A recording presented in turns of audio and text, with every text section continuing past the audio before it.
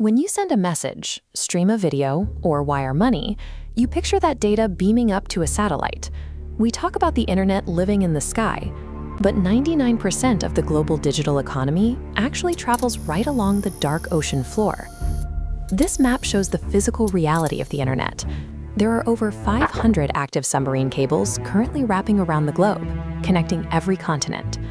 Because most people think connectivity is wireless, our most critical infrastructure remains completely invisible, out of sight, out of mind, and highly vulnerable. Every single day, over $10 trillion in financial transactions move through this underwater network. We're talking about the backbone of global commerce, including swift international banking transfers and high-frequency trades flowing through Wall Street. It also carries highly classified military communications. For all that immense value, the hardware is incredibly fragile. The casing holding those glass fibers is roughly the thickness of the garden hose, and these highly valuable lines sit mostly unguarded in the pitch black of the ocean. You have a $10 trillion daily economy relying on a few hundred garden hose-sized wires lying exposed on the seabed. That creates an extreme mismatch between the value of the network and its physical security. Navies used to project power by parking massive warships off a coastline to blockade a port. Today, hostile actors are opting for cheaper, covert tactics that target infrastructure directly. The physical geography of the ocean floor helps them do it.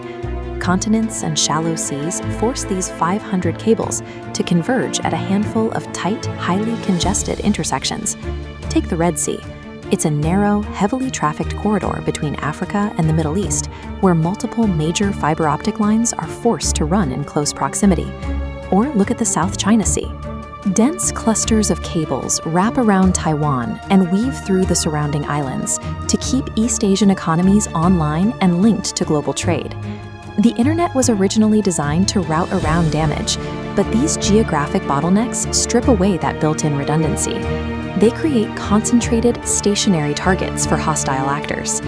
Knowing exactly where these intersections are, rival nations and rogue groups are engineering specialized naval tech designed specifically to reach the ocean floor. The primary tool of choice is the autonomous underwater drone. These unmanned units are programmed for one highly specific task: locating and severing fiber optic lines under thousands of feet of water. The threat extends to world powers. Superpowers are deploying massive, state-operated submarines dedicated entirely to deep-sea infrastructure sabotage. Defending thousands of miles of deep ocean cable requires enormous surveillance and capital, but deploying one submarine to cut a line costs a fraction. It is the ultimate asymmetric theater. A vastly smaller force, armed with cheap, targeted tools, can cripple a much larger adversary simply by clipping a wire. If a hostile actor successfully severed just a few critical nodes at those geographical choke points, the effects would be immediate. Consumers would instantly lose access to streaming services and social media, but the true damage happens at the institutional level. This chart illustrates the chain reaction.